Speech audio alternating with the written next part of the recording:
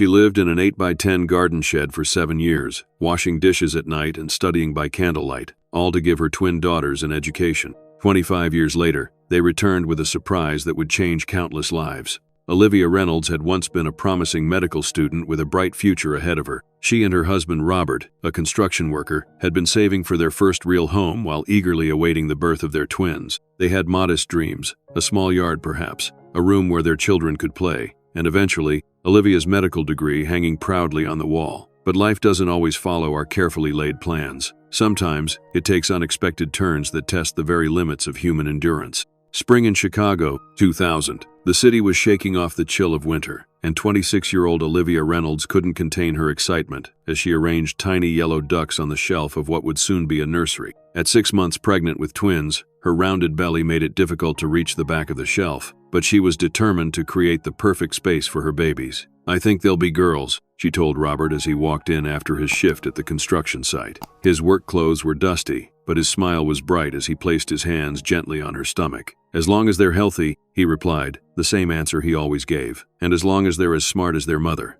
Olivia laughed, leaning into his embrace. "Well, with your work ethic and my brains, they'll be unstoppable." Their apartment was small but filled with promise. Books on pediatric medicine and child development lined their shelves. Olivia was midway through medical school, determined to become a pediatrician. Robert had taken on extra shifts at the high-rise construction site downtown to support them while she studied. They had a plan. Robert would be the primary caregiver when the babies arrived, working weekends while Olivia's mother helped during the week. Olivia would take 1 semester off, then return to complete her degree. "Did you talk to Dr. Simmons about your leave?" Robert asked as they prepared dinner together in their tiny kitchen. "She thinks I'm crazy to come back so soon," Olivia admitted, chopping vegetables. "But plenty of women have done it. Besides, we've waited too long for this. 4 more years, and I'll be Dr. Reynolds. Then you can finally quit those double shifts." Robert kissed her forehead. "Hey, I don't mind the work. Those babies are going to need diapers. A lot of diapers." The next morning, Olivia was reviewing her obstetrics notes when the phone rang. The foreman's voice was tense, formal. There had been an accident at the construction site. A platform had collapsed. Robert had fallen from the 14th floor. The world stopped spinning. At the hospital, the doctors spoke in hushed, gentle tones that barely penetrated the roaring in Olivia's ears. Internal bleeding,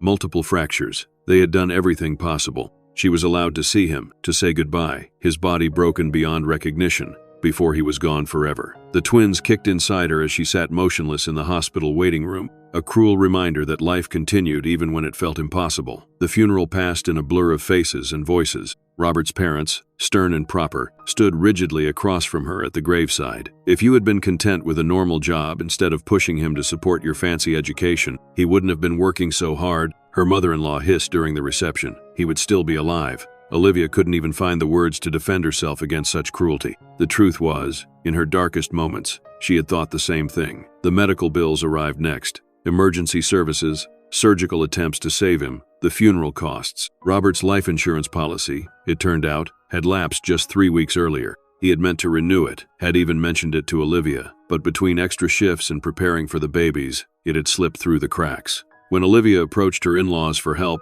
they offered a cold solution: give up the babies for them to raise, and they would handle everything. "You're in no position to be a mother now," her father-in-law said. "Be sensible, Olivia. You can't raise twins alone with no income and half a medical degree." "They're all I have left of him," she whispered, hands protectively covering her belly. "Then you're on your own," her mother-in-law replied, closing the door. At 8 months pregnant, Olivia dropped out of medical school, the deferment fees adding to her mounting debt. She sold what she could, her textbooks, their second-hand furniture, even her wedding ring, to cover the most pressing bills. But it wasn't enough. The twins arrived early on a cold April morning, tiny, fragile things needing incubators and round-the-clock care. Maya and Zoe, named as she and Robert had planned. Maya came first, smaller but louder. Zoe followed 7 minutes later, quietly observing the world with wide, solemn eyes. "They're fighters," the nurse told Olivia, "just like their mama." But Olivia didn't feel like a fighter. She felt defeated as she visited her daughters in the NICU, pumping breast milk and touching their impossibly small hands through the incubator openings.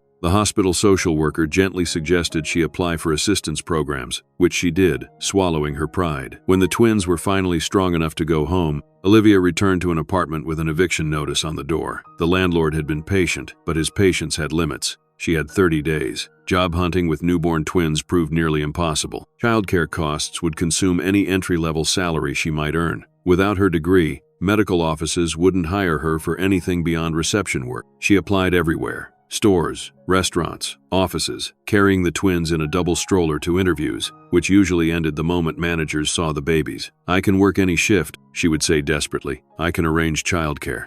But the polite smiles and empty promises of, "We'll call you," told the real story. As the eviction date loomed closer, Olivia packed their few remaining possessions into a used double stroller she'd found at a thrift store. Her mother had passed away 2 years earlier from cancer, and her father lived in a memory care facility in Florida. There were no relatives to turn to, no friends close enough to impose upon with newborn twins. On a rainy May morning, Olivia wheeled the twins and their belongings to a family shelter across town. The intake worker was kind but direct. "We're at capacity right now, but we can put you on the waiting list. It might be 2 weeks. "We don't have 2 weeks, Olivia said, fighting back tears. "We don't have anywhere to go tonight." The worker made some calls, finding them emergency placement for 3 nights in a church basement shelter. It was loud, chaotic, and Olivia barely slept, keeping the twins close to her body on a thin mattress on the floor. For 2 weeks, they moved between temporary shelters, carrying everything they owned in the stroller. The twins, now 2 months old, were colicky and overwhelmed by the constant changes.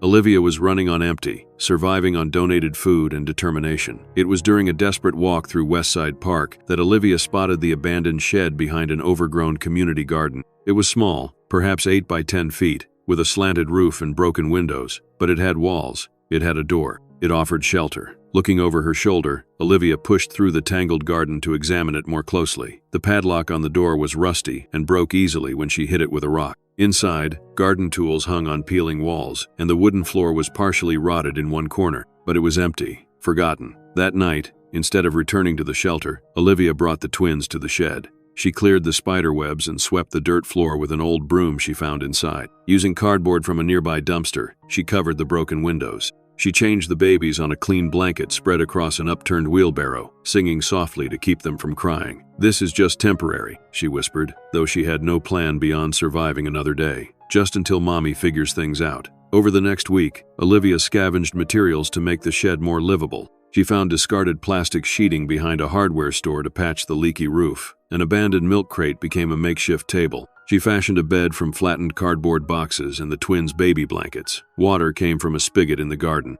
For bathroom needs, she used public restrooms in a nearby library during the day and a bucket in the shed at night. She washed the twins' few clothes in the library sink and dried them on bushes behind the shed. Each improvement was a small victory in a war she feared she was losing. The twins were growing, needing more milk than she could produce. Formula was expensive, even with assistance, and winter would eventually come. The shed, with its thin walls and patched roof, would be freezing. 2 weeks into their new living situation, Olivia woke to find an elderly Asian man standing in the doorway of the shed, watching her with curious eyes. She gasped, clutching the twins protectively. "Please," she said immediately. "We don't have anywhere else to go. I'll clean up. I'll leave it better than I found it. Just please give us a little time." The man said nothing, just continued to observe her makeshift home, the carefully organized baby supplies, the swept floor, the patched windows. "This is my garden," he finally said, his accent thick but words precise. "My name is Takashi Nakamura." Olivia's heart sank. "I'm sorry, Mr. Nakamura.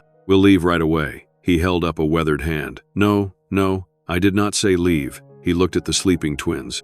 "Babies need a home. I'm trying to find something," Olivia explained, tears threatening. "It's just hard with 2 babies and no job yet." Mr. Nakamura nodded thoughtfully. "Garden needs help. Weeds grow too fast for old man. You help garden, you stay in shed." Olivia could hardly believe what she was hearing. "You'd let us stay? I can definitely help with the garden. I can clean, fix things. Garden first," he said firmly. 4 hours each day. Rest time. You find job. Take care of babies." "Thank you," Olivia whispered, tears now flowing freely. "Thank you so much." Mr. Nakamura gave a small bow. Everyone needs help sometimes. Before leaving, he reached into his pocket and pulled out a small brass key. "New lock. You keep shed safe." After he left, Olivia held the twins close, whispering to them through happy tears. "Did you hear that? We have a home now. It's not much, but it's ours. And Mommy's going to make it better, I promise." True to her word, Olivia worked in the garden each morning, the twins sleeping in a makeshift shade tent she constructed nearby. Mr. Nakamura taught her which plants were weeds and which were precious vegetables. Under his guidance, the garden flourished, and so did a fragile new hope in Olivia's heart. As summer ripened into fall, Olivia established a precarious routine. Mornings were spent in the garden with Mr. Nakamura, who slowly revealed pieces of his own story. He had come to America after World War II, built a small landscaping business, and purchased this lot for community gardening after retirement. His wife had died a decade earlier, and his son lived in California, too busy with his tech career to visit often. "You remind me of my daughter," he told Olivia one morning as they harvested tomatoes. "She was strong like you. Cancer took her young." "I'm sorry," Olivia said, understanding loss in a way she never had before. He shrugged, the motion carrying decades of endured pain. "Life continues. We honor them by living well." With the garden work securing their shelter, Olivia focused on finding income. The breakthrough came when she spotted a help wanted sign in the window of a 24-hour diner 10 blocks away. The manager, a harried woman named Darlene, looked skeptical when Olivia inquired about the night shift. "I've got 2 babies," Olivia admitted up front, "but I can work midnight to 8. They're good sleepers now." "And what about childcare?" Darlene asked, arms crossed. Olivia hesitated. The truth, that she planned to bring the sleeping twins with her, would surely end the interview, but she had run out of options. "I don't have childcare," she admitted, "but I was hoping, if they could sleep in the back room. They're quiet, I promise. I can check on them between tables." She expected immediate rejection. Instead, Darlene studied her for a long moment. "My mother waited tables with me sleeping under the counter when I was little," she finally said. "Night shift's hard to fill. You start tomorrow, but first sign of trouble with health inspectors or customers complaining. That's it." Olivia wanted to hug her but settled for a grateful handshake. "You won't regret it, I promise." That night, Olivia modified an old shopping cart she found abandoned near the garden, padding it with blankets to create a mobile crib. At 11:30 p.m., she tucked the sleeping twins inside, covered them with a light blanket, and wheeled them carefully through the quiet streets to the diner. The back room was little more than a storage closet, but it was clean and warm. Olivia created a safe sleeping space on the floor, away from shelves or anything that could fall. Then she donned her apron and stepped into her new role. The night shift clientele was a mixture of insomniacs,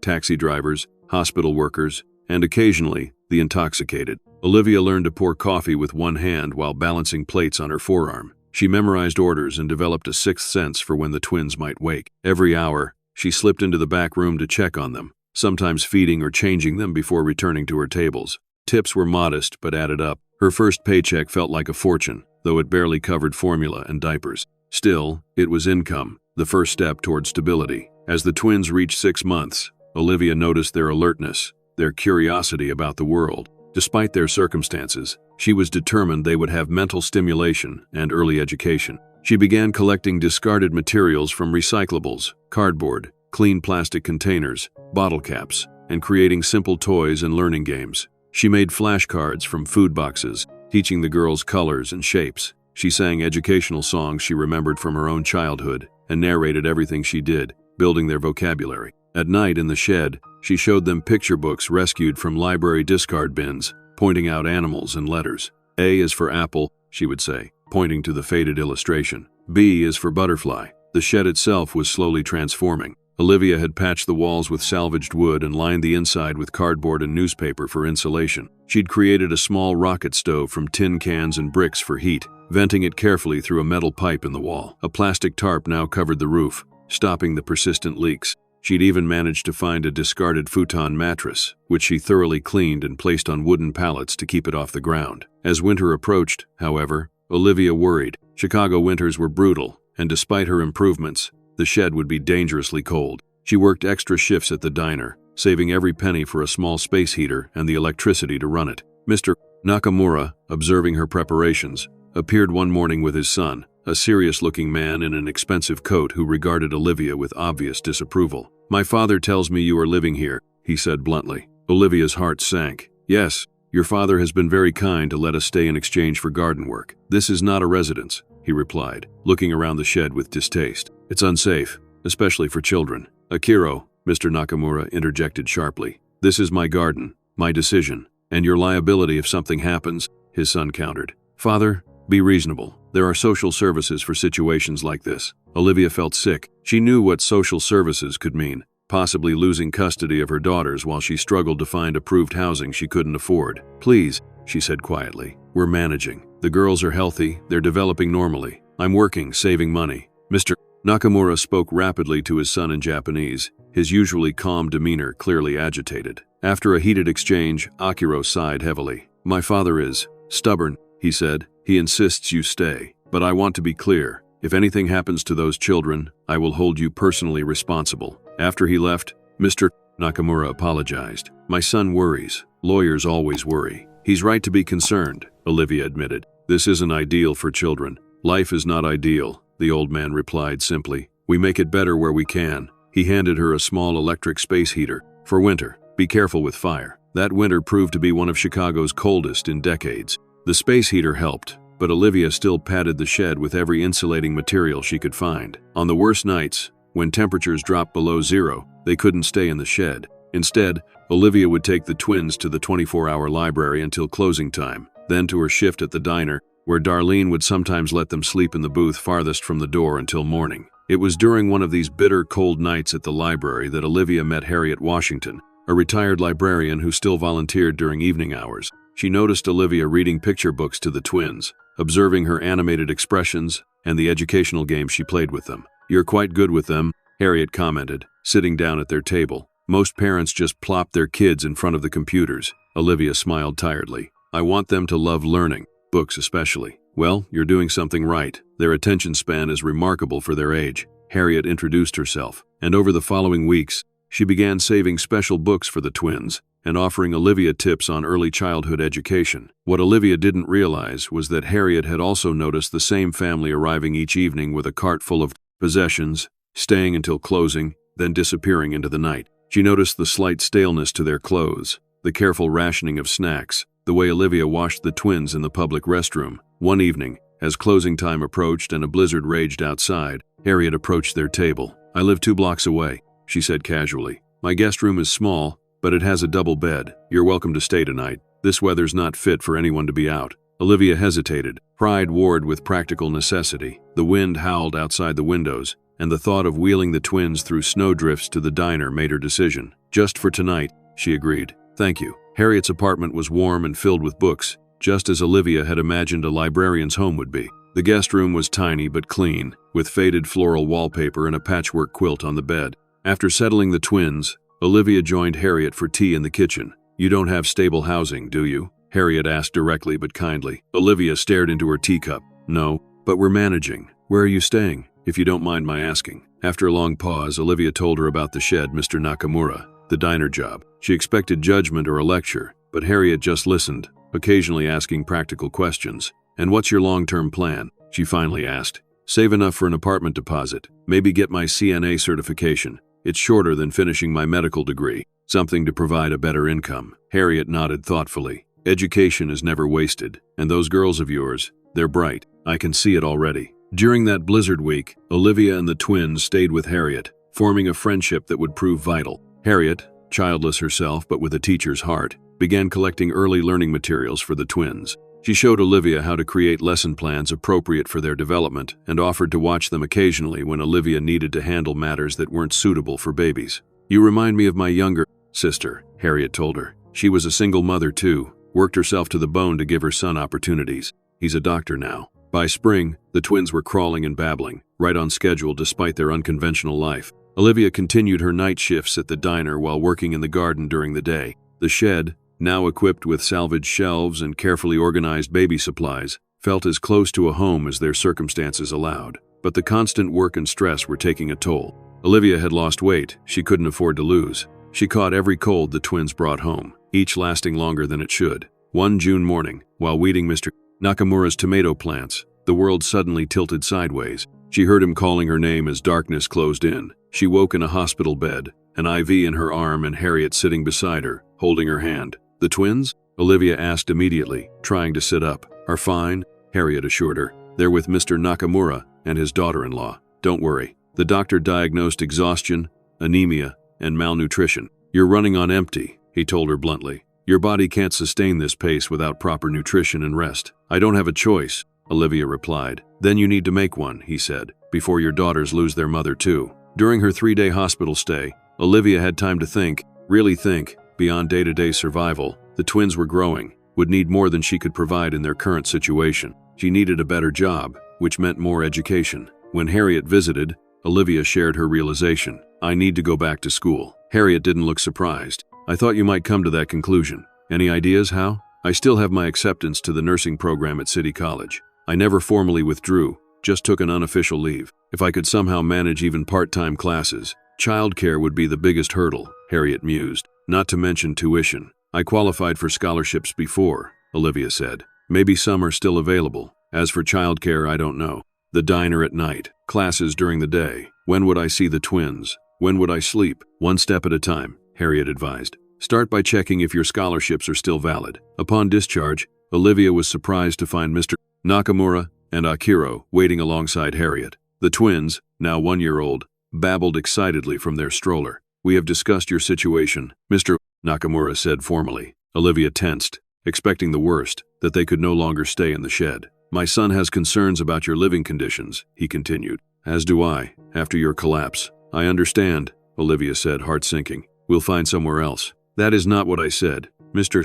Nakamura chided. Listen before answering. Akiro stepped forward. My father is stubborn, as I said. He insisted I find a solution instead of a problem. He didn't look entirely pleased about this. I've spoken with a contractor. The shed needs proper insulation, electrical wiring to code, and a real door. It's still not an ideal living situation, but it would be safer. Olivia stared at them in disbelief. You're going to improve the shed? For us? Under specific conditions, Akiro clarified. You must seek better housing options through proper channels. You must address your health concerns, and you must have a plan for the children's future that doesn't involve living in a garden shed indefinitely. I do, Olivia said firmly. I'm going back to school. The upgraded shed, while still tiny, was transformed. Proper insulation and drywall replaced the cardboard-lined walls. A small window air conditioning unit, donated by one of Mr. Nakamura's former employees, made summer bearable. The legally installed electrical outlet powered not just the heater and AC, but also a small lamp for reading and studying.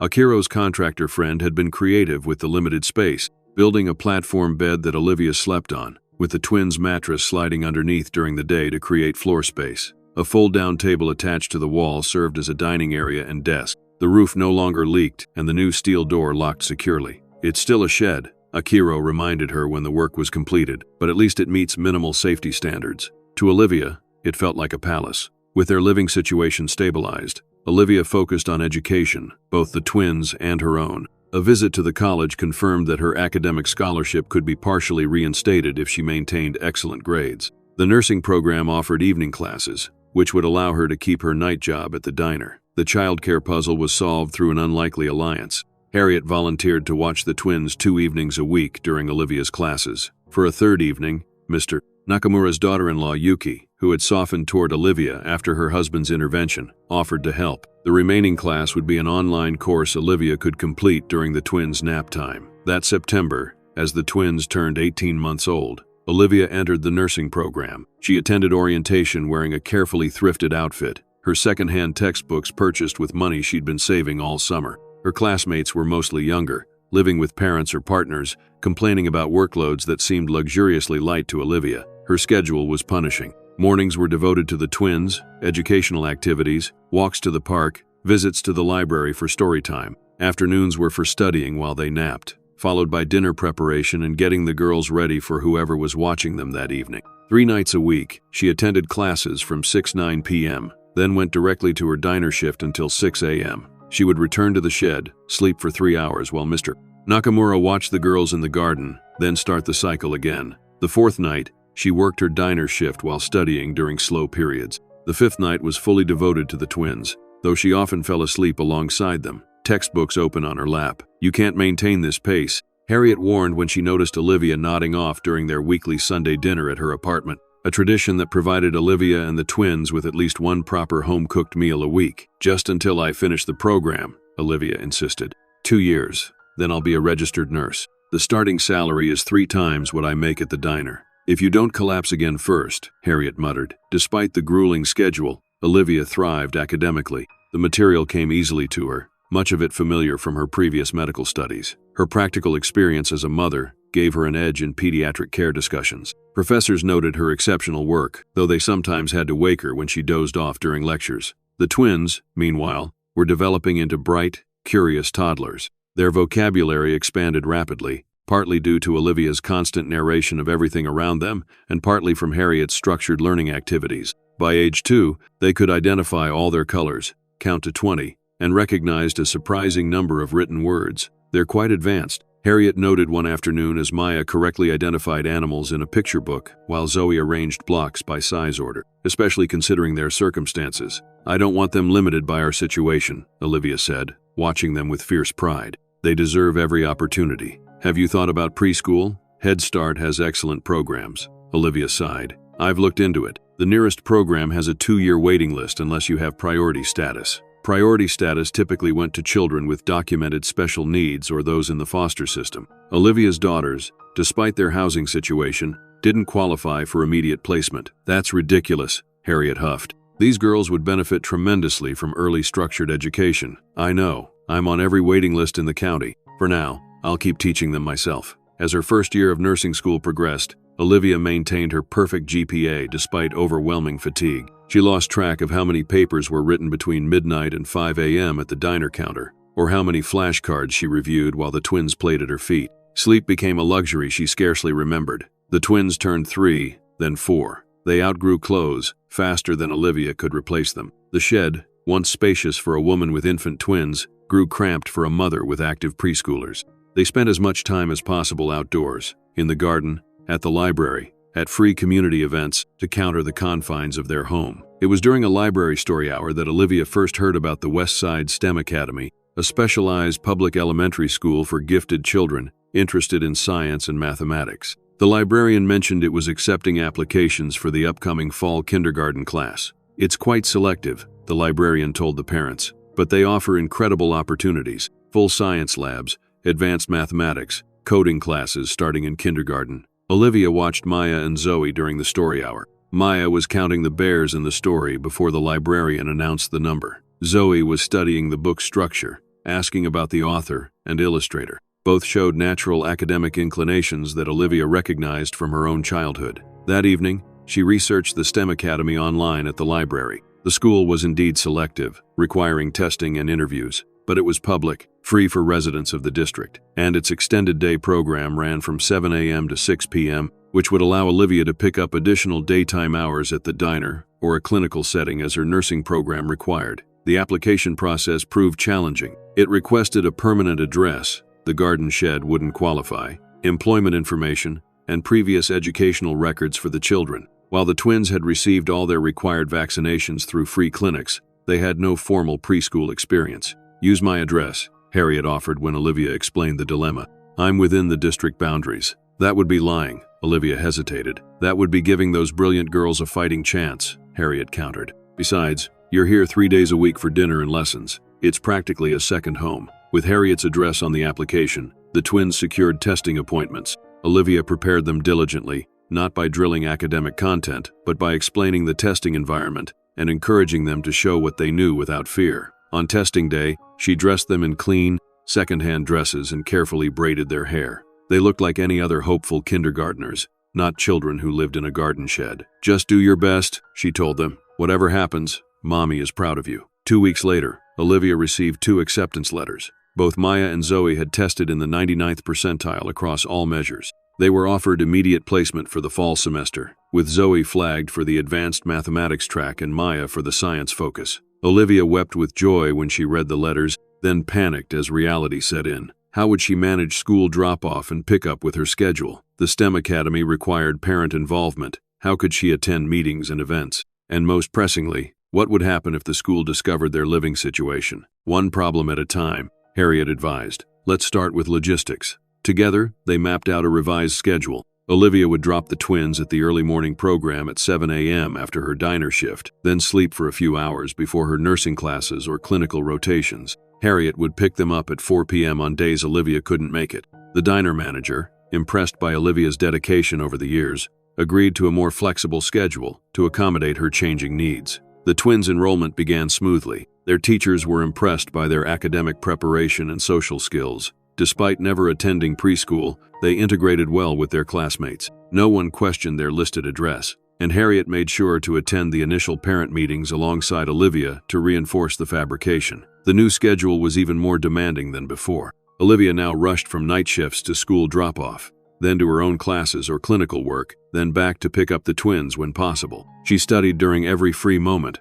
on buses between destinations, during her lunch breaks, late at night when the twins were asleep, but the results were worth it. The twins flourished at the academy, bringing home exciting projects and new knowledge every day. Maya developed a passion for insects and ecology, collecting specimens from the garden to examine. Zoe showed remarkable mathematical intuition, solving puzzles meant for much older children. You've given them a foundation most privileged children don't have, their kindergarten teacher told Olivia during a conference. Their curiosity, their work ethic, it's exceptional. Olivia didn't mention that their work ethic came from watching their mother study by candlelight when the electricity allocation for the month ran out, or that their resourcefulness developed from making toys out of discarded materials. As the twins progressed through kindergarten and into first grade, Olivia advanced through her nursing program. Her clinical evaluations were stellar, with supervisors noting her compassion, attention to detail, and calm under pressure. Life had taught her crisis management skills that couldn't be learned in any classroom. Their careful balancing act seemed sustainable until a series of crises hit simultaneously during the twins' second grade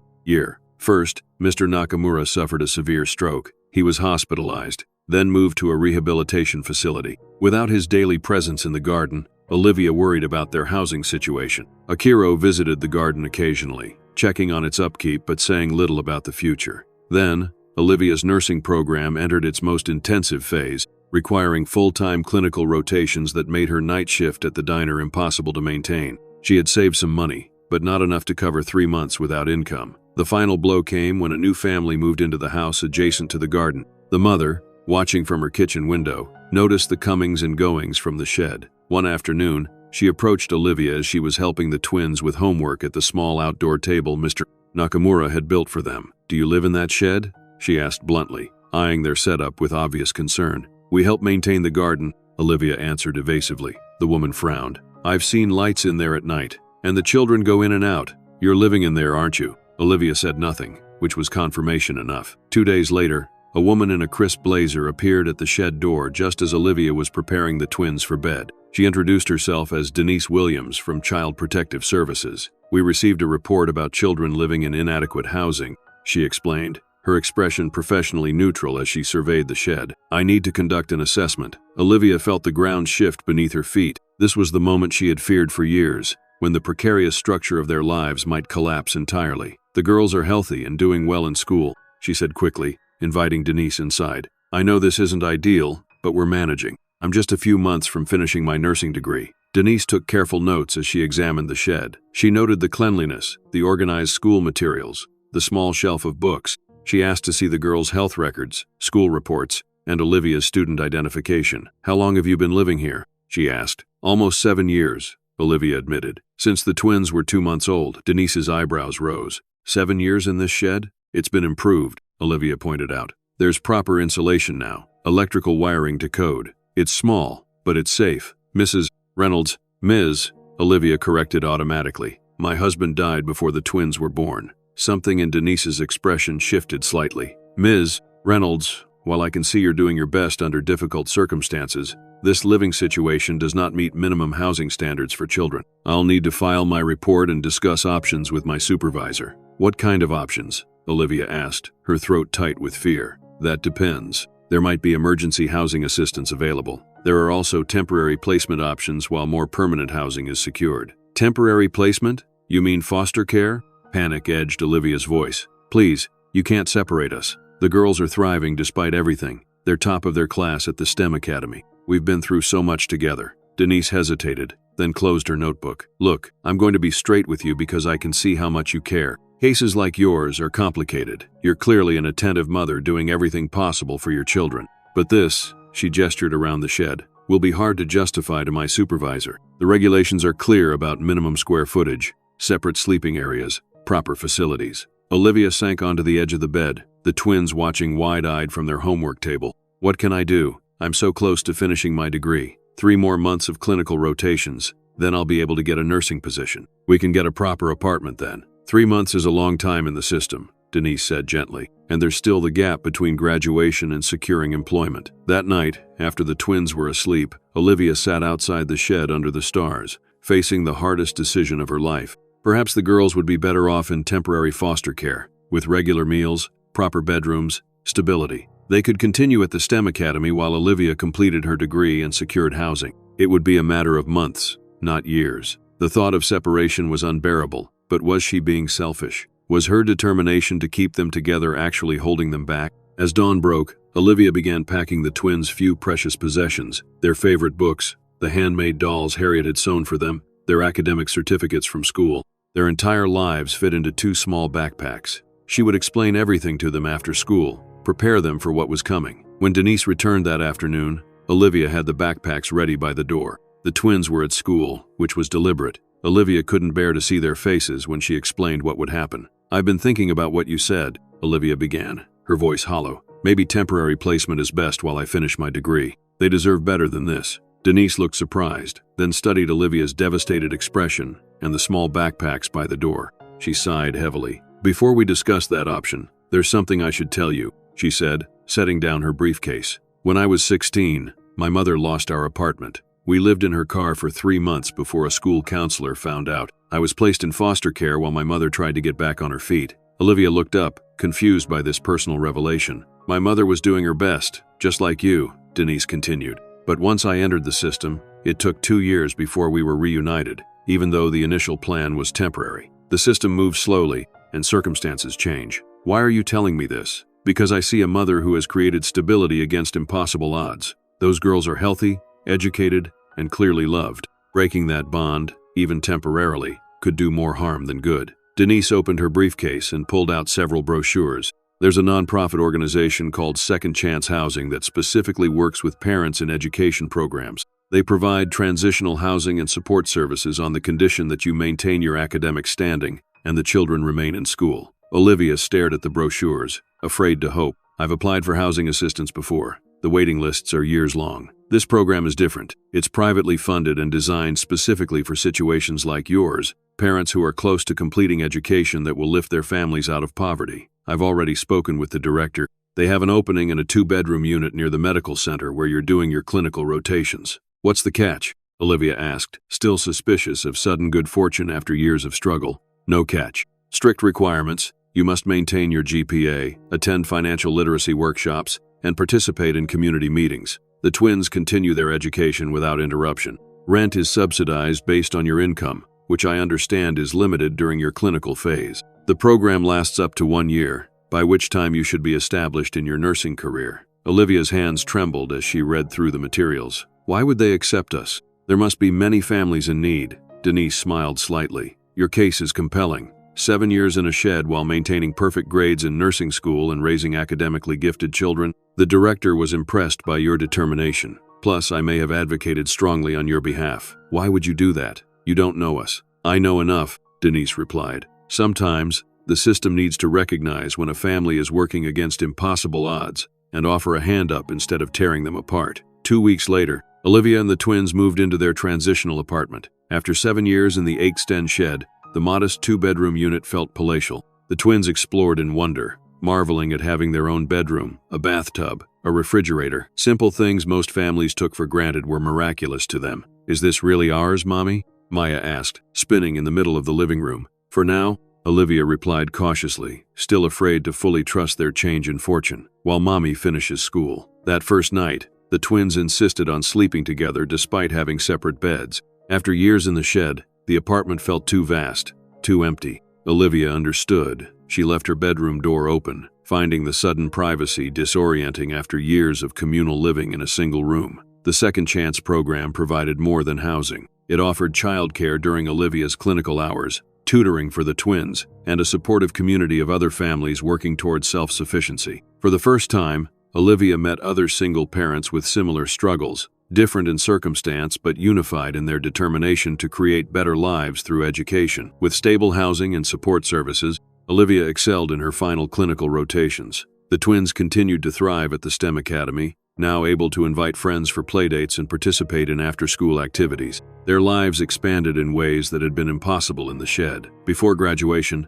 Olivia took the twins to visit Mr. Nakamura in his rehabilitation facility. Though his speech was impaired from the stroke, his eyes brightened when he saw them. The twins showed him their school projects and told him about their new apartment. "Garden misses you," he said with difficulty, holding Olivia's hand. "We miss it too," she replied, tears in her eyes. "We'd never have survived without you." He shook his head slightly. "You are strong, would find way." When Olivia graduated with honors from the nursing program, her support network filled 2 rows of seats. Harriet, Darlene from the diner, Denise, the staff from Second Chance, and even Akiro and his wife. The twins, now 8 years old, watched with pride as their mother received her nursing pin. "That's our mom," Maya told the woman seated next to her. "She studied every night after we went to sleep. Even when the electricity ran out," Zoe added matter-of-factly, "she used candles." Within a month of graduation, Olivia secured a position at Mercy Hospital in the pediatric unit. The salary, while entry-level, was more money than she had ever earned. Following the financial literacy training from Second Chance, she created a budget that included saving for a security deposit on their own apartment when their year in the transitional housing ended. As the twins finished second grade, their teachers recommended them for the Academy's accelerated program for exceptionally gifted students. This would include specialized mentorship, advanced coursework, and summer enrichment opportunities. Both girls show remarkable aptitude, the program director explained during a conference. Maya's scientific reasoning is years beyond her grade level, and Zoe's mathematical abilities are frankly astonishing. We believe they would benefit from more challenging curriculum. What would this mean practically? Olivia asked, conscious of their still precarious financial situation. The advanced program includes field trips, specialized materials, and summer institute participation. There are fees involved, though scholarships are available. Even with scholarships, the additional costs would strain Olivia's careful budget, yet she couldn't bear to limit the twins' potential after all they had overcome. "They'll participate," she decided. "I'll make it work." And she did, picking up extra weekend shifts at the hospital to cover the additional expenses. The twins' education remained her absolute priority, the non-negotiable center around which all other decisions revolved. By the end of their year in transitional housing, Olivia had saved enough for a security deposit on a modest 2-bedroom apartment near the hospital. It wasn't in the most desirable neighborhood, but it was clean, safe, and most importantly, theirs, secured with a proper lease in Olivia's name. Moving day was bittersweet. The Second Chance program had given them stability when they needed it most, but Olivia was proud to take this step toward true independence. As they unpacked their still meager belongings, she reflected on how far they had come from the garden shed. "This is really our home?" Zoe asked as she arranged her books on a second-hand shelf. "Yes, sweetheart, really ours. No one can make us leave as long as we pay the rent." "Can we paint my wall blue?" Maya asked, always the more daring twin. Olivia laughed. "We can check the lease, but probably yes, within reason." That night, as the twins slept in their room, still preferring to share despite having space for separate beds, Olivia sat on her small balcony, looking at the city lights. For the first time in almost a decade, she allowed herself to truly believe they had made it through the worst. They had a real home, she had a career, and the twins were receiving the education they deserved. The garden shed that had sheltered them for 7 years was behind them now, a chapter closed, or so she thought. The next 4 years brought stability Olivia had once only dreamed about. Her nursing career advanced steadily as she gained experience and additional certifications. They upgraded to a slightly larger apartment in a better school district, though Olivia arranged for the twins to continue at the STEM Academy through a special permission process. By 12, the twins' academic gifts were undeniable. Maya's science projects won regional competitions, her research on urban garden ecosystems clearly influenced by her early years in Mr. Nakamura's garden. Zoe's mathematical abilities had advanced to university level, with her middle school teachers arranging for her to take online courses through the state university. It was during their 7th grade year that the letter arrived, an invitation for both girls to apply to the prestigious Westridge Academy, a residential school for exceptionally gifted students. The school, located 100 miles from Chicago, offered an unparalleled education with personalized learning plans, university-level facilities, and direct pathways to elite colleges. "We'd live there?" Maya asked when Olivia showed them the letter. "Away from you?" "During the school year," Olivia explained, her own feelings carefully masked. "You'd come home for holidays and summer." The twins exchanged looks, that silent communication they'd developed in the cramped quarters of the shed, still serving them years later. "I don't want to go," Zoe said firmly. "We're doing fine here." "Me neither," Maya agreed quickly. Olivia sat between them on their small couch. "I want you to think about this carefully. This is an incredible opportunity. Only 50 students nationwide are accepted each year. The education you'd receive there, it's beyond anything I could provide here. But we'd be separated from you," Zoe persisted. "After everything we've been through together." "That's exactly why you should consider it," Olivia said softly. "Everything we've been through, all those years in the shed, all the sacrifices, they were for this, for you to have every possible opportunity." The twins remained resistant, but Olivia insisted they at least visit the campus before making a decision. The tour proved transformative. Westridge Academy was everything the brochures promised and more. State-of-the-art laboratories, advanced computing facilities, art studios, and music rooms. The library contained more books than the twins had ever seen in one place. More compelling than the facilities were the students they met, other academically gifted children who spoke passionately about their research projects and studies. For perhaps the first time, Maya and Zoe encountered peers who shared their intellectual curiosity and drive. The students live in houses of 10, with a faculty mentor residing in each house, the admissions director explained. Think of it as a family unit within the larger school community. On the drive home, the twins were uncharacteristically quiet, processing what they'd seen. Finally, Maya spoke. "I want to apply," she said quietly. "The biology lab. They're doing actual genetic research, with real scientists." Zoe nodded slowly. "The mathematics program connects directly with MIT. Dr. Abrams said they could tailor a curriculum specifically to my interests." Olivia gripped the steering wheel tighter, emotions warring within her. Pride in their excitement, fear of separation, guilt at feeling relieved that the financial burden of their advanced education might be eased through scholarships. "If you both want to apply, I'll support you," she said carefully, "but it's a selective process. We should be prepared for any outcome." The twins applied and were both accepted with full scholarships. The admissions committee had been particularly impressed with their academic achievements despite their unconventional early education. Their personal essays, honest accounts of life in the garden shed, and their mother's determination to educate them stood out among applications from more privileged backgrounds. The separation, when it came, was harder than any of them had anticipated. Olivia helped them settle into their respective houses at Westridge, making their dormitory beds with the same care she had once arranged their sleeping area in the shed. The contrast was stark, these bright, spacious rooms with modern furniture versus the makeshift home that had sheltered them for so long. "You call me anytime," she instructed, fighting tears as the moment to leave approached. "Day or night, and I'll visit as often as I can." "Every other weekend," Zoe confirmed, having memorized the bus schedule between Chicago and the academy. "And we'll be home for Thanksgiving," Maya added, clinging to her mother one last time. Driving back to Chicago alone, Olivia allowed herself to weep openly. For 14 years, the twins had been her constant companions, her motivation for every sacrifice, her reason for persevering. The apartment would be unbearably empty without them, yet mixed with the sorrow was a complicated pride. Her daughters were receiving opportunities beyond anything she could have imagined during those dark days in the garden shed. This separation, painful as it was, represented the fulfillment of everything she had worked for. The twins thrived at Westridge. Their weekly video calls were filled with excited accounts of advanced classes, research projects, and new friends. Olivia listened attentively, offering encouragement while hiding her own loneliness. She picked up additional hospital shifts to fill the empty hours and to save for their college education, which loomed on the horizon despite scholarship possibilities. True to their word, the twins came home for every scheduled break, but Olivia noticed subtle changes with each visit. They arrived with new vocabularies, new perspectives, new friends from wealthy families who vacationed in Europe and owned summer homes. Their world was expanding rapidly beyond the boundaries of their humble beginnings. During their sophomore year, Olivia managed to attend Parents' Weekend at Westridge. She took time off work, carefully budgeted for the bus fare and a modest hotel room nearby, and arrived on campus full of anticipation. The event was clearly designed for a different demographic: cocktail receptions, catered luncheons, presentations about tax-advantaged college savings vehicles that assumed significant disposable income. Olivia wore her best outfit, a simple dress purchased specifically for the occasion, and felt conspicuously out of place among designer clothes and casual discussions of vacation homes. She had arranged to meet the twins at the welcome reception. Standing near the entrance, she spotted them across the crowded room, engaged in animated conversation with a group of classmates and what appeared to be their parents. Maya was gesturing enthusiastically, clearly describing something of importance. As Olivia moved closer, she caught fragments of the conversation. "Grew up in this amazing place in Chicago," Maya was saying. "Kind of a country house with this incredible garden, where we learned about ecosystems firsthand."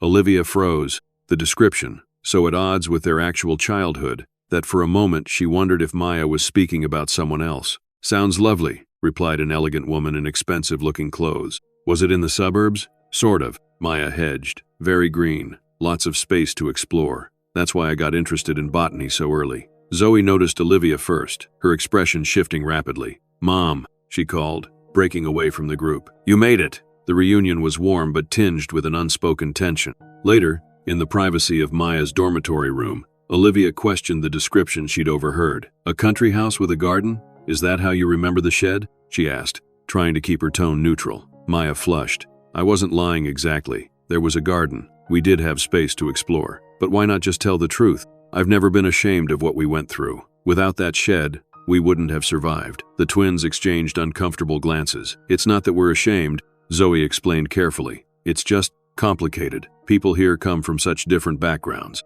They wouldn't understand. And honestly, Maya added, sometimes it's exhausting to explain. When we tell the real story, people either don't believe us or they treat us like we're charity cases. Like we only got in because of our inspiring background. Olivia felt a pang of sorrow but nodded slowly. I understand wanting to fit in, but don't forget who you are or where you came from. That shed may have been humble, but there was a lot of love in those four walls. We know, Mom, Zoe said softly. We could never forget. But as the twins progressed through Westridge and then on to prestigious universities, Maya to Cornell for biochemistry and Zoe to MIT for theoretical physics, the distance between them grew, not just physically, as their studies took them further from Chicago, but emotionally as well. Phone calls became less frequent, often rushed and superficial. Visits home shortened as internships and research opportunities filled their summers. Olivia followed their accomplishments through social media and occasional text messages, her heart both bursting with pride and aching with loss. By the time they completed their undergraduate degrees, both with highest honors, communication had dwindled to holiday calls and the rare weekend visit when their paths brought them near Chicago. Olivia never complained, never demanded more attention. She understood that their lives were taking them in directions that required full focus and commitment. Maya's research team is publishing in Nature next month, she would tell her colleagues proudly, showing them the academic journal citation she'd printed out. And Zoe has been accepted to Cambridge for her doctoral work. What she didn't share were her fears that the twins had outgrown not just their humble beginnings but their mother as well. That perhaps the very success she had sacrificed everything for had created an unbridgeable gap between them. As the twins entered graduate programs at elite institutions, Maya pursuing a PhD in molecular biology at Stanford and Zoe beginning doctoral research at Cambridge, Olivia faced her own challenges. Years of physical strain from the shed days, followed by the demands of nursing, had taken a toll on her health. At 52, she was diagnosed with early-stage breast cancer. She didn't tell the twins immediately, not wanting to distract them from important research deadlines. Instead, she scheduled her surgery during a period when she knew they'd be absorbed in their work, arranged for Harriet, now in her 80s but still fiercely independent, to drive her home afterward, and took medical leave that she framed as vacation time in her infrequent messages to her daughters. The surgery was successful, followed by radiation therapy that left her exhausted but optimistic about recovery. Through it all, she maintained the fiction of a relaxing break from work, sending the twins cheerful updates about minor home improvements and visits with old friends. It was Harriet who finally intervened, calling each twin directly when Olivia was particularly weak following a treatment. Your mother needs you, she told them bluntly. She's been going through cancer treatments alone because she didn't want to worry you, but she shouldn't have to face this by herself. The twins arrived within days, Maya from California and Zoe from England, shocked and guilt-ridden to find their mother pale and thin, clearly in the midst of a health crisis she had carefully concealed. Why didn't you tell us? Maya demanded, tears streaming down her face as she sat beside Olivia's bed. You both have such important work, Olivia explained weakly. I didn't want to interrupt that. I'm handling it fine. That wasn't your decision to make, Zoe said firmly. We're not children anymore. You don't need to protect us from reality. The twins extended their stays, accompanying Olivia to treatments and helping with household tasks. For a brief period, their relationship recaptured some of its former closeness.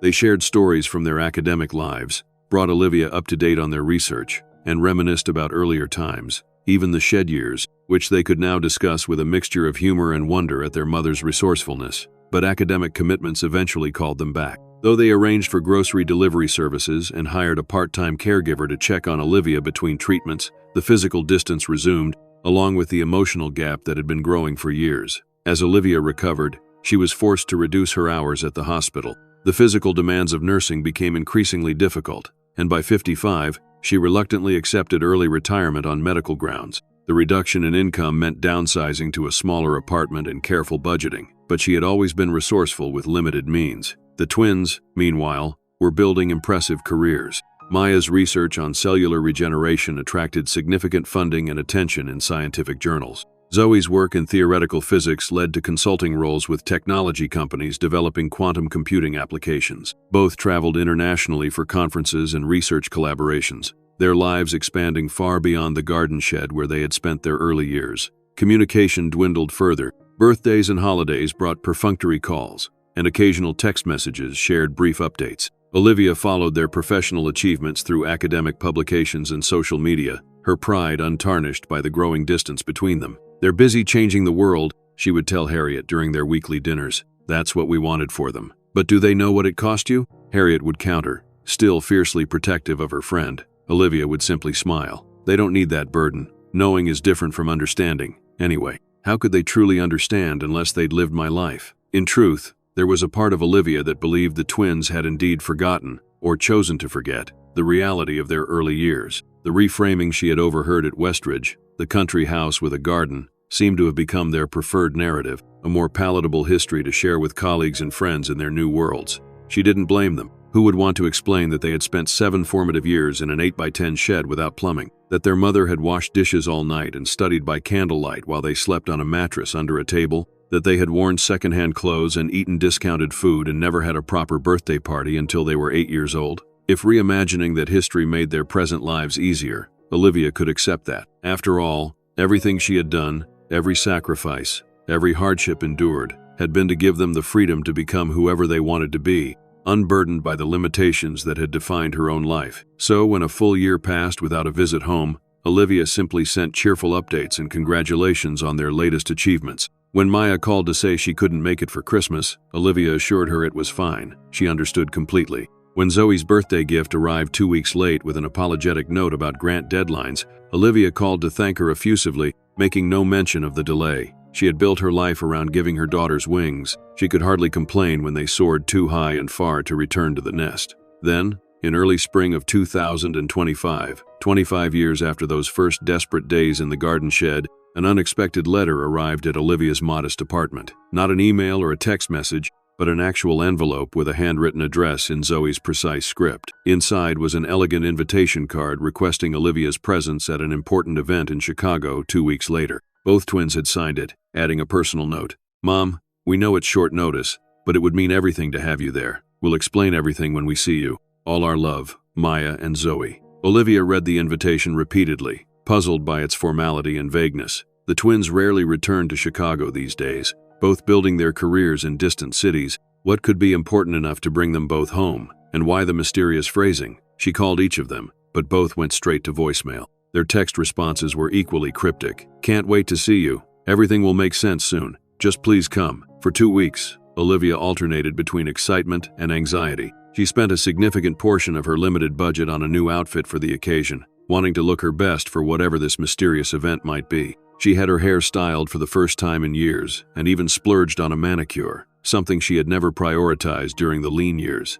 The designated evening arrived, and Olivia took a bus to the downtown hotel address listed on the invitation. The driver helped her exit near the gleaming entrance, where a doorman directed her to a conference room on the mezzanine level. As she approached the door, Olivia hesitated, suddenly overwhelmed by uncertainty. What if this was some sort of intervention? Had her frugal lifestyle concerned the twins? Were they planning to insist she move to assisted living, though she was only 57 and managing well despite her health challenges? Taking a deep breath, she pushed open the door and froze in astonishment. The large room was filled with people, many of whom she recognized despite the passage of years. Mr.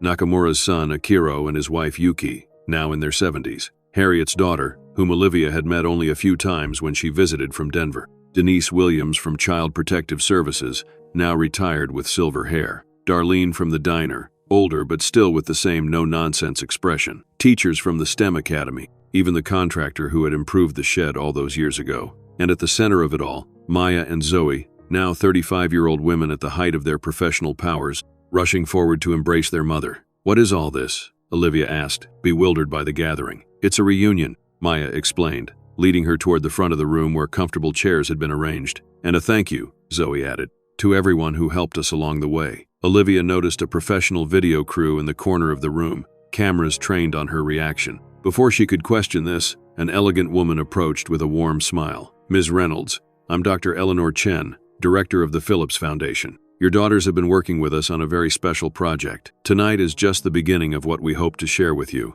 The evening unfolded like a dream. Person after person came forward to share memories of Olivia and the twins. Mr. Nakamura's son describing his initial misgivings about the shed arrangement and his eventual admiration for Olivia's determination. Denise recounting her decision to advocate for the family rather than separate them. Teachers from the STEM Academy praising the exceptional preparation the twins had received despite their circumstances. "I remember Maya knowing the scientific names of every plant in our classroom," her third-grade teacher recalled. "When I asked where she learned them, she said, 'My mom and I grew them in our garden. I had no idea that garden was actually keeping your family fed and housed.'" Darlene from the diner shared how Olivia had never once been late for a shift, even during blizzards when public transportation shut down. She'd walk through snowdrifts with those babies bundled up in that cart she rigged. Never complained, just did what needed doing. Throughout the testimonials, the twins sat on either side of Olivia, holding her hands as tears streamed down all three faces. During a brief break, Olivia pulled her daughters aside. "I don't understand," she whispered. "Why now? Why all these people from the past?" The twins exchanged glances, that silent communication still intact after all these years. "We'll explain everything tomorrow," Maya promised. "For tonight, just know that we never forgot. Not any of it. We've been working on something for years," Zoe added. "Something we couldn't tell you about until we were sure it would succeed." "Working on what?" Olivia pressed. "A legacy," they answered in unison. After the gathering, the twins accompanied Olivia back to her apartment. Though they had offered to book her a room at the hotel, she had insisted on returning home, uncomfortable with such extravagance. They stayed the night, cramming their adult bodies onto the pull-out sofa, as they had during college visits, whispering and giggling as if they were children again. Olivia lay awake in her bedroom, listening to their murmured conversation with a heart full of confused emotions, joy at their presence, lingering hurt from the years of distance, and intense curiosity about what they had planned. In the morning, a sleek black car arrived to collect them. The driver, respectful and professional, informed them they would be traveling about 20 minutes outside the city center. "Where are we going?" Olivia asked as they settled into the comfortable back seat. "To the place where it all began," Maya replied cryptically. "A place you haven't seen in many years," Zoe added. The car turned onto familiar streets, and Olivia felt a strange tightening in her chest as they entered the old neighborhood where the garden shed had stood. Much had changed. New developments had replaced some of the older homes, and trendy cafes now occupied former vacant lots. "Mr. Nakamura's garden," she murmured as they approached the block. "But it must be gone by now, after he died." Her voice trailed off as the car slowed near the location where the community garden had once stood. Instead of the expected condo development or parking lot, Olivia saw an expansive, beautifully landscaped campus spanning what appeared to be several acres. A modernist building of glass and sustainable materials rose in the center, surrounded by smaller structures and garden spaces. As the car stopped at the entrance gate, Olivia noticed the sign, "The Olivia Reynolds Family Renewal Center." "What is this?" Olivia whispered, staring at her name emblazoned on the sign. The twins helped her from the car, each supporting one of her arms as if afraid she might collapse from shock. "This is what we've been working on for the past 15 years, Maya explained, leading her toward the main entrance. "Ever since our sophomore year at Westridge, when we realized how unique our story was, and how many other families face similar struggles. We started small," Zoe continued. "Research, planning, connecting with foundations interested in education and family stability. But I don't understand," Olivia said, still disoriented by seeing her name on the building. "How did you—" "One step at a time," Maya assured her. "We'll explain everything." As they entered the main building, Olivia gasped. The spacious lobby featured a wall of photographs documenting their journey. Olivia in her nursing scrubs, the twins at various ages, even a carefully restored photograph of Robert that Olivia had thought was lost years ago. A young woman approached, extending her hand. "Ms. Reynolds, I'm Jessica Martinez, the center's operations director. It's an honor to meet you. Your daughters have told us so much about you. I still don't understand what this place is," Olivia admitted, overwhelmed. "Perhaps it's best if we show you," Jessica suggested, gesturing toward a corridor. "We've prepared a tour." The tour began in a wing dedicated to transitional housing, 20 fully furnished two-bedroom apartments for families in educational programs.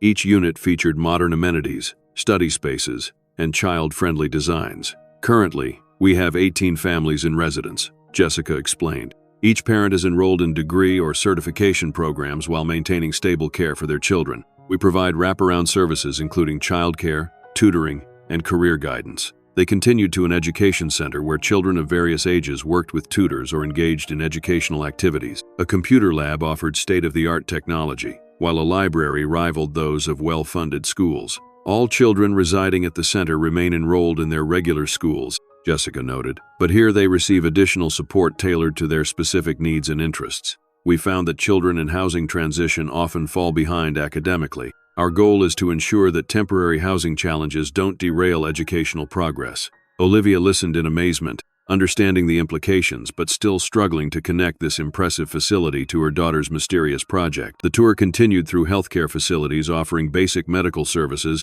community dining areas, and administrative offices. Throughout, staff greeted the twins with obvious respect and familiarity, confirming that this was indeed their creation. "Now," Jessica said, her tone softening, "there's a special part of the center we've saved for last. It's really the heart of everything we do here." She led them to a central courtyard garden, beautifully designed with native plants and vegetable beds that immediately reminded Olivia of Mr. Nakamura's garden from years ago. In the center of this space stood a small structure that made Olivia stop in her tracks. It was the shed, not exactly as it had been. It had been carefully restored, its weathered wood preserved but reinforced, its roof repaired, its windows replaced with exact replicas of the ones Olivia had patched so many times, but unmistakably the same 8x10 structure that had sheltered them for 7 years. "How is this possible?" Olivia breathed, approaching slowly. "I thought it would have been demolished years ago. When Mr. Nakamura died, his son was going to sell the property," Maya explained. "But we convinced him to wait.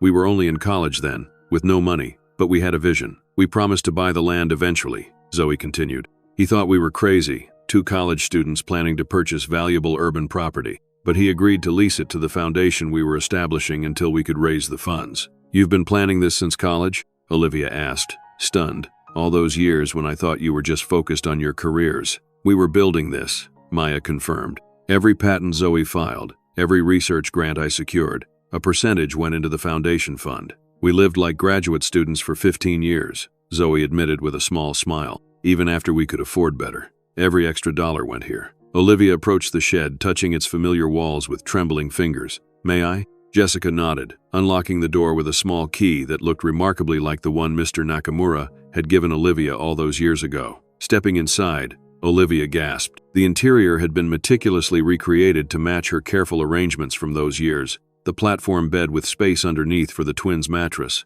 the fold-down table, the small shelves loaded with children's books. Even the handmade curtains she had sewn from discount fabric were replicated exactly. "We worked from photographs and our memories," Maya explained, watching her mother's reaction. "We wanted it to be as accurate as possible." Surrounding the shed, protected by a modern structure that preserved but did not alter it, was a museum-quality exhibition documenting their journey. Display cases held artifacts, Olivia's original nursing textbooks with notes in the margins, the twins' first science fair ribbons, the diner uniform Olivia had worn for 8 years, carefully preserved. "This is the anchor of the center," Zoe explained as Olivia moved through the exhibition, touching the glass cases with wonder. "Every family who comes here tours this space. It shows them what's possible, how education can transform lives even starting from the most challenging circumstances." "But why my name on the building?" Olivia asked. "This was your vision, your achievement, because none of it would exist without you," Maya said firmly. "Not just the inspiration for the center, but us, who we became, what we were able to accomplish.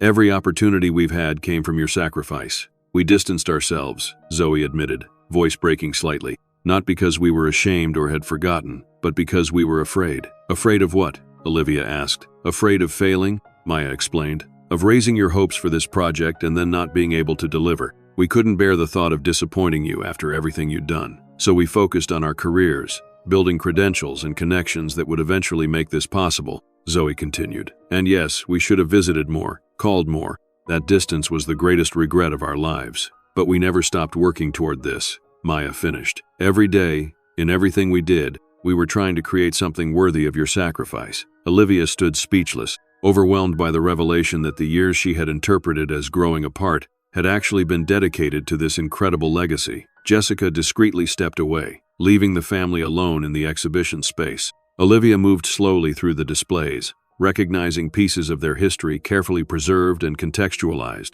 One section documented her nursing education, another showcased the twins' academic achievements. The final display focused on the center itself, explaining its mission to support families in educational transition. "The center has been operational for 2 years," Maya explained as they walked. "We wanted to ensure it was stable and successful before revealing it to you." Currently, we serve 20 families in residence, plus another 40 through our day programs, Zoe added. The selection criteria prioritize parents pursuing education with children, showing academic promise but facing housing instability. Just like us, Olivia murmured. Exactly like us, the twins confirmed together. As they completed the tour, they arrived at a small private courtyard where a table had been set for lunch. Joining them were key figures from the previous night's gathering: Harriet, now using a walker but still sharp-minded, Denise from Child Protective Services, and Akiro, representing his late father. Over the meal, the twins explained the full scope of their project. The Olivia Reynolds Family Renewal Center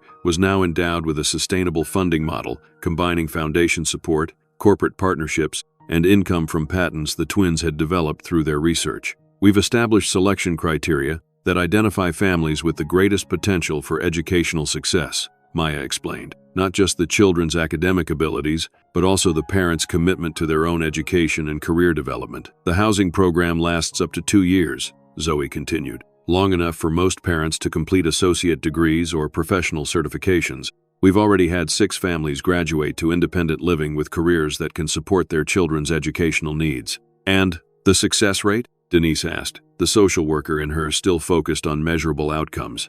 92% of families who enter the program complete their educational goals, Maya reported proudly. 100% of the children maintain or improve their academic standing during residence. As the meal concluded, the twins asked the others to excuse them for a private moment with their mother. Leading Olivia to a quiet office, they sat her down between them on a comfortable sofa. There's more we need to tell you, Maya began, taking her mother's hand. 3 things, actually. First, Zoe continued, we've arranged for your cancer treatment at Memorial Sloan Kettering. Dr. Lisa Chen, the woman you met last night, is not just a foundation director but also one of the country's leading oncologists specializing in your type of cancer. She's reviewed your case and believes you're an excellent candidate for a new treatment protocol. But my insurance wouldn't begin to cover, Olivia began. It's all arranged, Maya interrupted gently. The foundation has a healthcare program for families of center residents. As the namesake of the center, you qualify automatically. Before Olivia could process this, Zoe continued to the second point.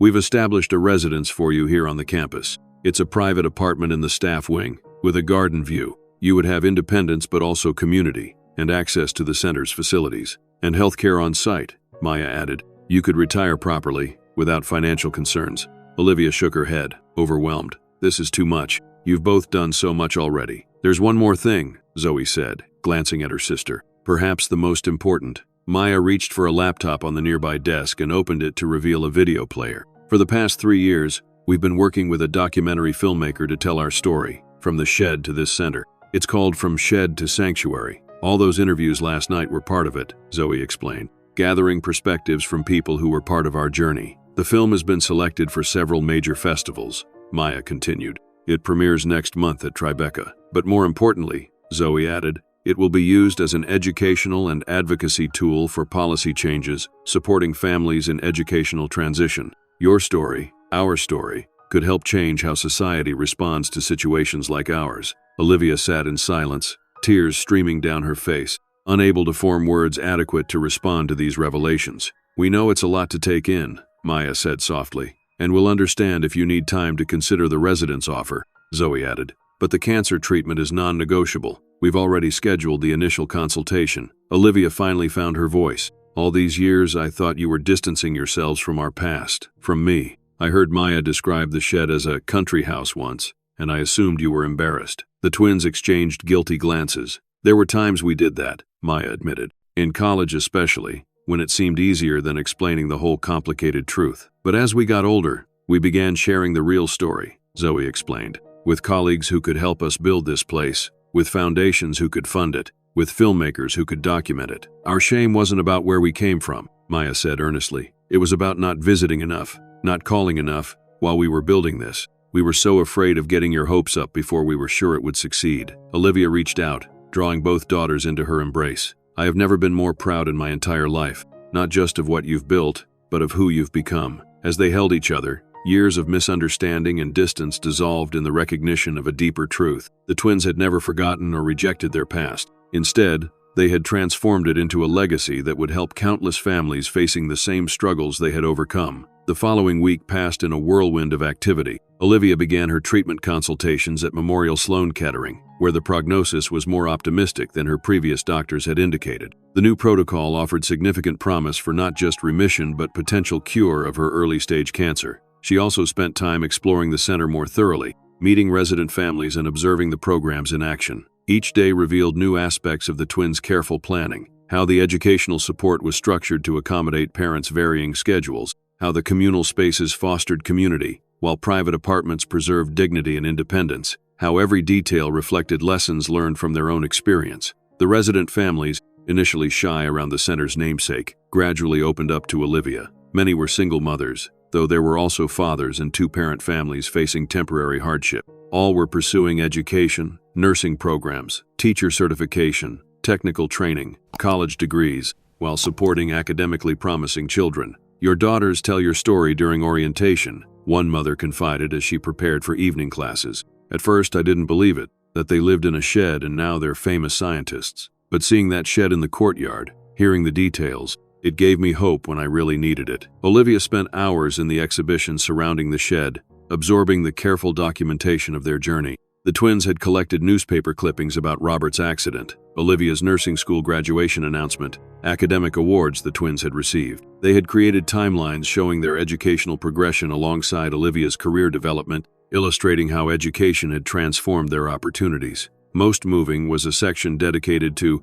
invisible helpers, people like Mr. Fection, invisible helpers people like Mr. Proud, Nakamura, Harriet, Denise, and Darlene, who had offered critical support at key moments. The exhibition emphasized how community intervention, however small, could make tremendous difference in educational outcomes for families in crisis. By the end of the week, Olivia had made her decision about the residence offer. Though fiercely independent, she recognized both the practical advantages and the symbolic importance of living at the center named in her honor. Her presence would provide living testimony to the families and residents that their current struggles could lead to remarkable outcomes. The twins helped her move into the apartment they had designed with her comfort in mind. Larger than any space she had lived in since the days before Robert's death, it featured a master suite with accommodations for her medical needs, a study where she could write or read, and a small private garden patio. They had filled the bookshelves with her favorite novels and medical texts, hung photographs spanning their family history, and even recreated the small handmade quilt that had covered the twins' makeshift bed in the shed, now displayed as art on the living room wall. "Is it too much?"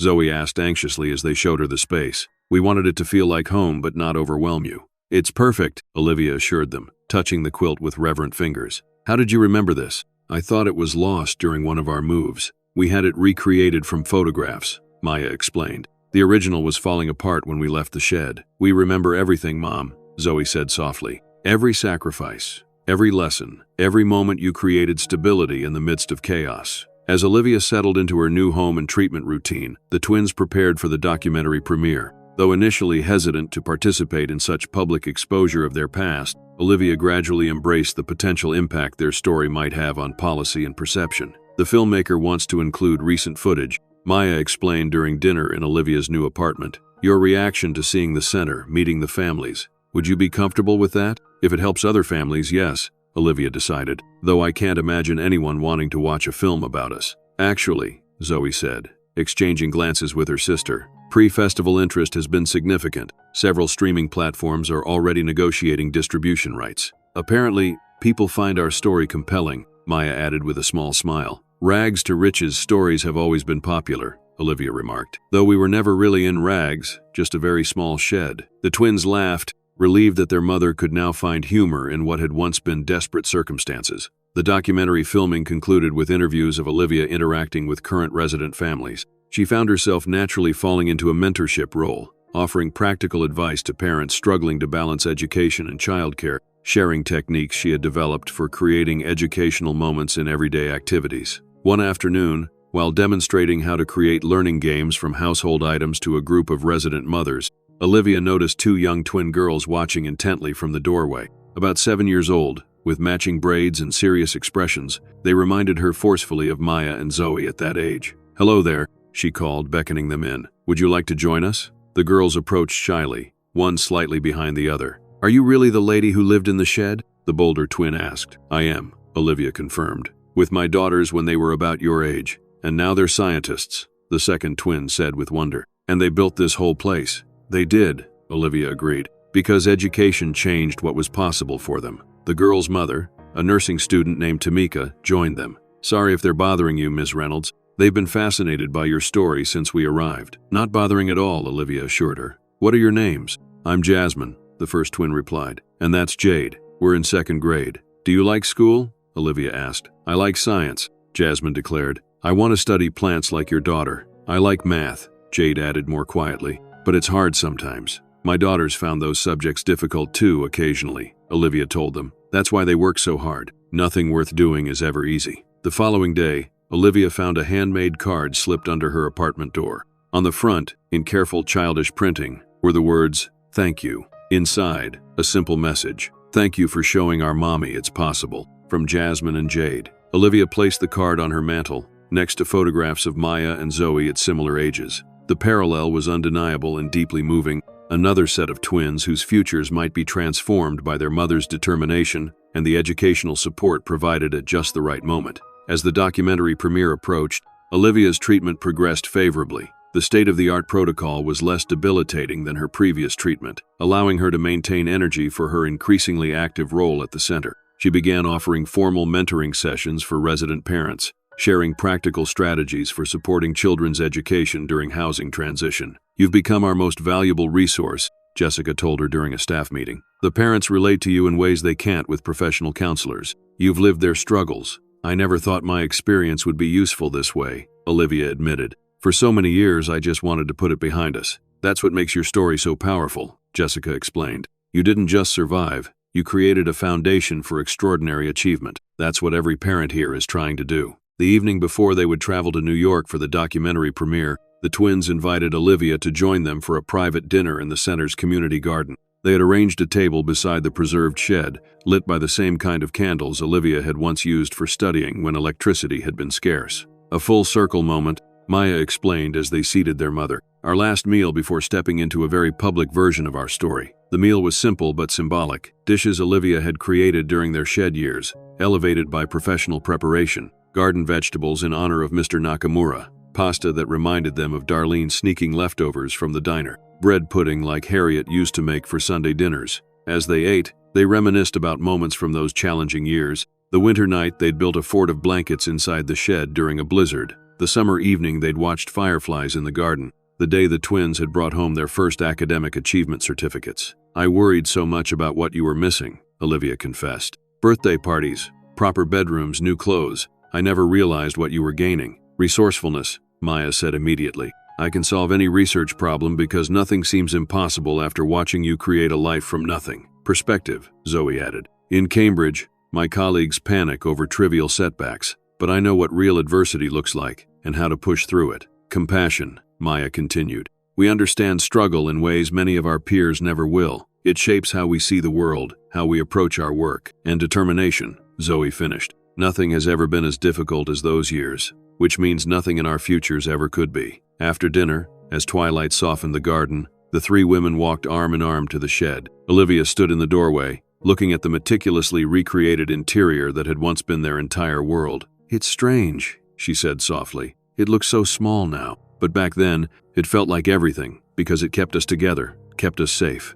It was everything, Maya agreed, standing beside her. The foundation of everything we became, and now it's the foundation of something much larger, Zoe added, gesturing to the center buildings surrounding them. A legacy that will continue for generations. Olivia touched the weathered wood of the doorframe, feeling the years beneath her fingers. This little shed was never our failure, she whispered. It was always our beginning. The twins wrapped their arms around their mother, the three of them silhouetted in the doorway of the small structure that had both sheltered their past and now anchored their shared legacy, a testament to the power of maternal love, educational opportunity, and the extraordinary potential that lies within every child, regardless of where they begin their journey. The documentary From Shed to Sanctuary won the Audience Award at the Tribeca Film Festival and was subsequently acquired by a major streaming platform, bringing the Reynolds family story to millions of viewers worldwide. Its release sparked renewed policy discussions about educational support for families in housing transition, with several states implementing programs inspired by the center's approach.